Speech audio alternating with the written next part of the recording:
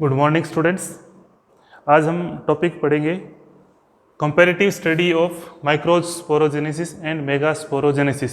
इससे पहले हम मेल गैमेटोफाइट, पोलन सैक, उनके स्ट्रक्चर, मेल गैमेट किस प्रकार से बनते हैं, फिर फीमेल गैमेटोफाइट, ओव्यूल, उसके अंदर पाए जाने वाले एम्ब्रियो सैक, उसकी स्ट्रक्चर हमने समझी, और पिस्टिल की, कार्पल की प्रत्येक स्ट्रक्चर हमने समझी। हम दोनों को कंपैरेटिवली स्टडी करते हैं, तुलनात्मक रूप से इनकी स्टडी करते हैं, क्योंकि कंपटीशन एग्जाम में इन दोनों से रिलेटेड क्वेश्चन पूछे जाते हैं और इनको अलग अलग याद करने पर इनमें कन्फ्यूज़न रहता है। तो हम सारे कन्फ्यूज़न आज क्लियर करेंगे, दोनों को कंपैरेटिवली पैरेलल स्टडी करेंगे भी कौन सी स्टेज जो है वो पोलन ग्रेन के बनते समय, जो ओव्यूल के बनते समय जो स्टेज है आपस में उनका कंपैरिजन किस प्रकार से होगा, या आपस में उनकी पैरेलल स्टेज कौन कौन सी है। तो फर्स्ट हम स्टडी करते हैं मेल रिप्रोडक्टिव स्ट्रक्चर।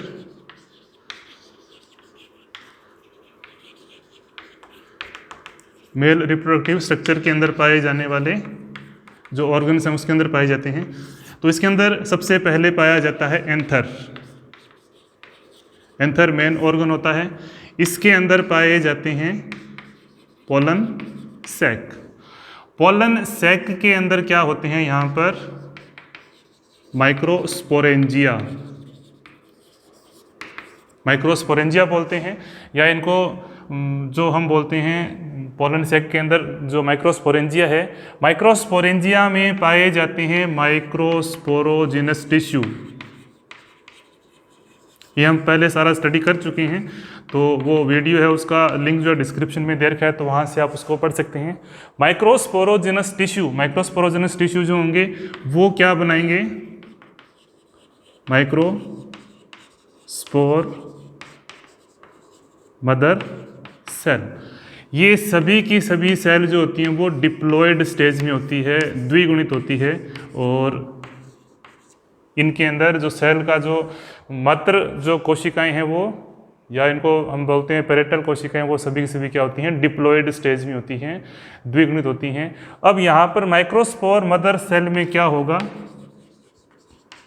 मियोसिस या अर्धसूत्रीय विभाजन फर्स्ट भी होगा और सेकंड भी होगा, जिसके कारण क्या बनते हैं, 4 माइक्रोस्पोर बनते हैं, जिनको हम बोलते हैं स्पोर टेट्राड। क्या बोलते हैं, स्पोर टेट्राड। और ये सभी क्या होते हैं, हैप्लॉइड। इस पूरे प्रोसेस को हम बोलते हैं माइक्रोस्पोरोजेनेसिस, माइक्रोस्पोरोजेनेसिस या लघु बीजाणु जनन। मतलब कि लघु बीजाणुओं का निर्माण एंथर में होता है, मेल रिप्रोडक्टिव ऑर्गन में होता है।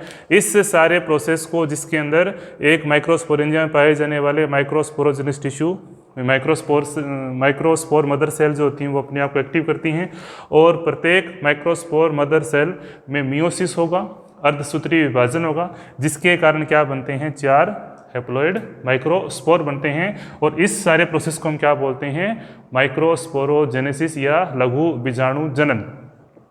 ये 4 हैप्लॉइड जो माइक्रोस्पोर है, ये क्या करते हैं, अपने आप को फिर गैमेटोफाइट में डेवलप करते हैं। मतलब कि ये क्या करेंगे, फिर माइक्रोस्पोर जो होंगे वो क्या होंगे, हैप्लॉइड होंगे।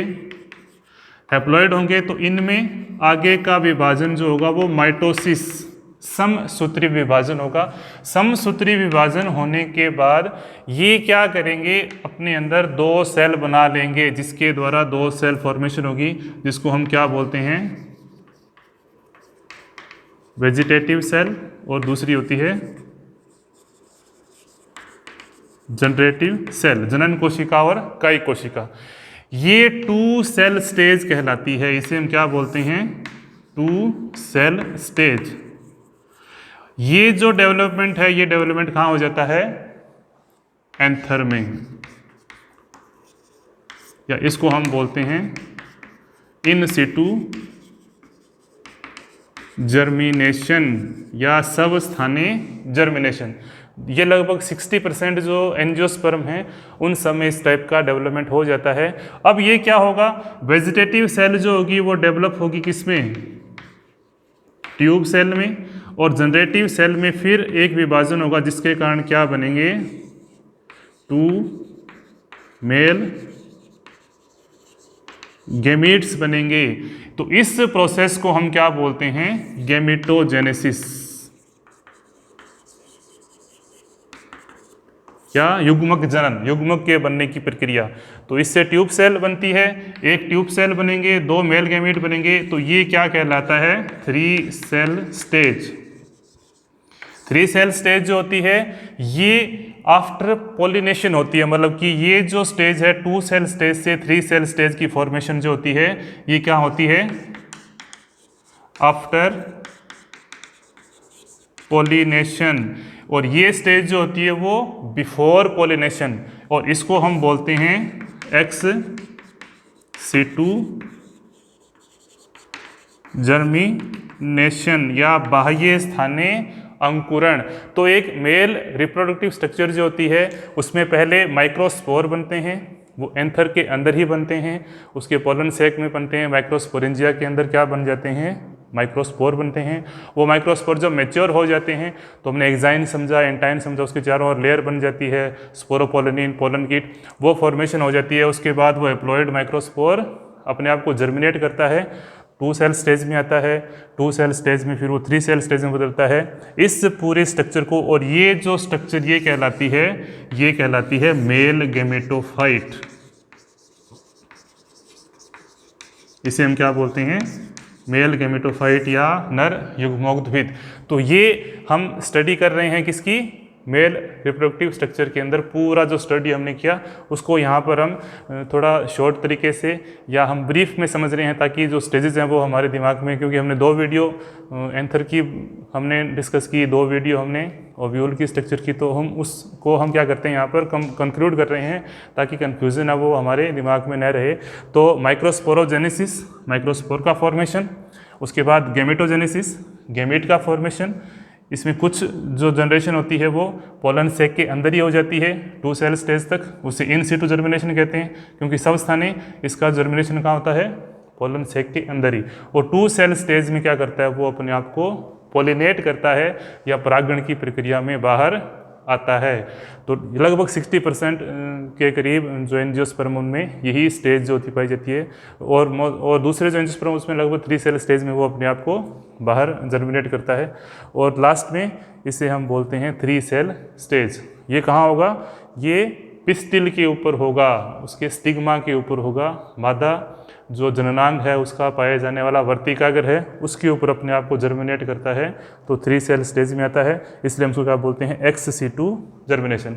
अब इसी के कंपैरिजन में हम मेगास्पोरोजेनेसिस को समझते हैं, वो कहाँ होगा, तो उसको हम स्टडी कर लेते हैं, इसको आप नोट कर सकते हो।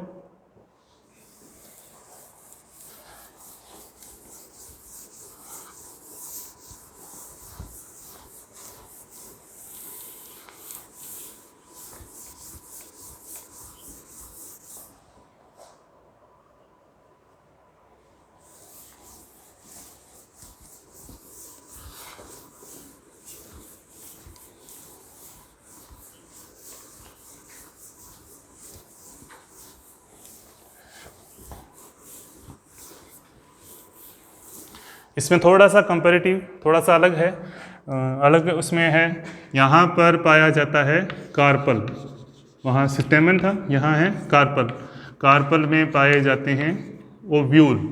अब ओव्यूल के अंदर क्या होते हैं, डिफरेंट स्ट्रक्चर होती है, इसमें एम्ब्रियोसैक भी होगा, न्यूसेलस भी होगा, इंटेग्यूमेंट्स भी होंगे।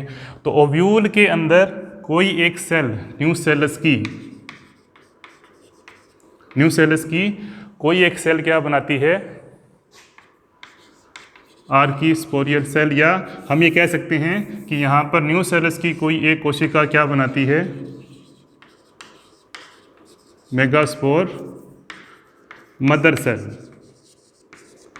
क्या बनाती है, मेगास्पोर मदर सेल बनाती है। ये मेगास्पोर मदर सेल ये भी डिप्लॉयड होगा, ये भी डिप्लॉयड होगा, ये भी डिप्लॉयड होगा, द्विगुणित कोशिकाएं होंगी, और मेगास्पोर मदर सेल भी क्या होंगी, डिप्लॉयड सेल भी होगी। इसमें क्या होगा, मियोसिस होगा, मियोसिस फर्स्ट और मियोसिस सेकंड। मियोसिस फर्स्ट और सेकंड होने के बाद में यहाँ पर क्या बनेंगे 4 हैप्लॉइड मेगास्पोर। इनको मेगास्पोर नाम क्यों दिया गया है? क्योंकि ये पोलन ग्रेन से इनका साइज थोड़ा सा बड़ा होता है, इसलिए इसको मेगास्पोर बोलते हैं। अब मेगास्पोर जब बनते हैं तो 4 हैप्लॉइड मेगास्पोर जो होते हैं, हमने न्यूसेलस के अंदर पाए जाने वाले एम्ब्रियोसेक को समझा, एम्ब्रियोसेक की स्ट्रक्चर डिटेल में समझी, उसमें एक चलाजा एंड होता है, एक माइक्रोपाइल एंड होता है। तो 4 हैप्लॉइड मेगास्पोर, या इसको हम बोलते हैं मेगास्पोर टेट्राड, मेगास्पोर टेट्राड की फॉर्मेशन होती है। इन मेगास्पोर टेट्राड में अब वहाँ पर कंपैरेटिवली स्टडी करते हैं तो माइक्रोस्पोर जो थे वो 4 बने, उन्हें माइक्रोस्पोर टेट्राड बोलते थे। वो चारों के चारों माइक्रोस्पोर क्या होते हैं? फंक्शनल होते हैं, कार्यात्मक होते हैं। तो चारों के द्वारा क्या बनता है? मेल गेमेटोफाइट बनता है। यहाँ पर इस मेगास्पोर के फॉर्मेशन को हम बोलते हैं मेगा स्पोरोजेनेसिस या गुरु बीजाणु जनन। अब मेगास्पोर टेट्राड जो होते हैं वो माइक्रोस्पोर टेट्राड के कंपैरिजन में यहाँ पर थोड़ा अंतर आ जाता है। इसमें से 3 मेगास्पोर जो होते हैं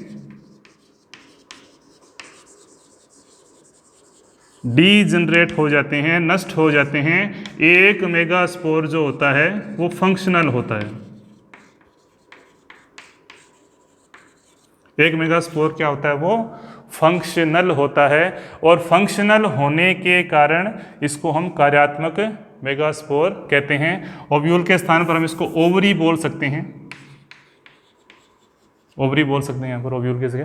तो एक मेगास्पोर यहाँ फंक्शनल होता है। इस फंक्शनल मेगास्पोर में फिर क्या होते हैं? माइटोसिस होते हैं। फर्स्ट माइटोसिस होगा, फर्स्ट माइटोसिस हुआ तो उससे क्या बने? 2 सेल। सेकेंड माइटोसिस हुआ तो 2 से 4 बने, और थर्ड माइटोसिस हुआ तो यहाँ पर 4 से 8 सेल जो बनी। 8 सेल का मेगास्पोर जो होते हैं, 8 मेगास्पोर जो होते हैं वो इसमें माइटोसिस होता है। इसके द्वारा क्या बनता है? फीमेल गेमेटोफाइट बनता है, और उस स्ट्रक्चर को हम बोलते हैं एम्ब्रियोसेक, जिसमें क्या होता है? 8 सेल, या हम इसको क्या कह सकते हैं? 8 सेल बनती है, जिसके अंदर से, या हम इसको बोलते हैं 8 न्यूक्लियस स्टेज बोलते हैं। उसमें से 3 सेल प्लस 2 और प्लस 3 न्यूक्लियस जो होते हैं वो चलाजा की तरफ वाले अपने आप को जोड़ लेते हैं। 3 जो होते हैं वो माइक्रोपाइल वाले अपनी तरफ अपने आप को अरेंज कर लेते हैं, और 2 जो होते हैं वो सेंट्रल न्यूक्लियाई बोलते हैं, या हम इसको बोलते हैं पोलर न्यूक्लियाई। ये क्या करते हैं? अपने आप को अरेंज कर लेते हैं। तो ये 3 चलाजा के एंड वाले सेल को हम एंटीपोडल सेल बोलते हैं। इन्हें क्या बोलते हैं हम? Antipodal cell. माइक्रोपाइलर वाले सेल को हम बोलते हैं egg apparatus,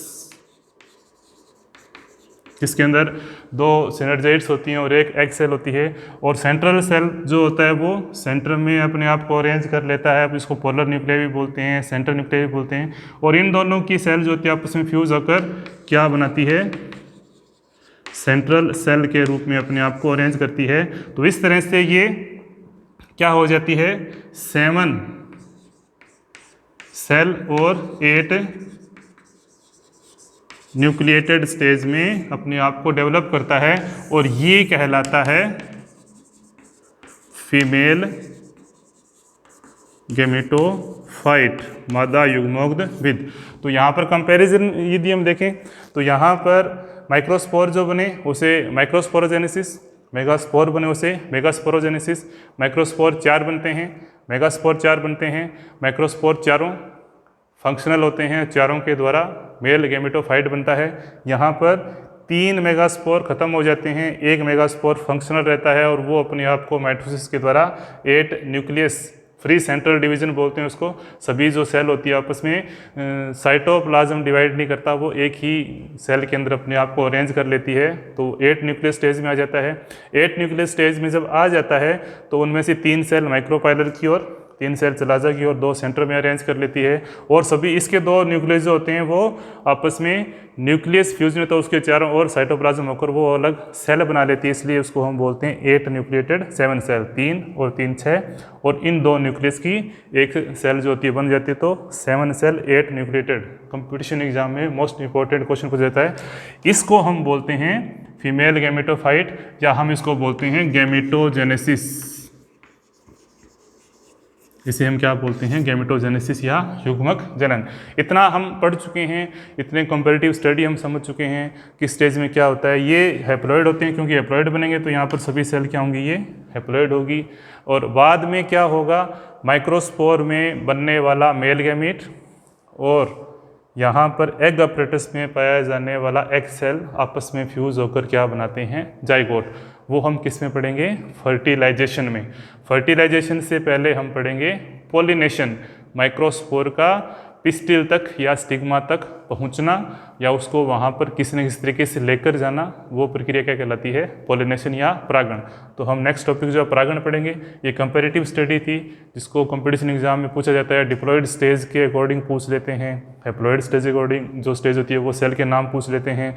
mega sporogenesis, sporogenesis क्या होता है, गैमेटोजेनेसिस क्या होता है, कितने सेल स्टेज होती है, वो कंपटीशन एग्जाम में ऐसे छोटे छोटे क्वेश्चन जो वो पूछे जाते हैं।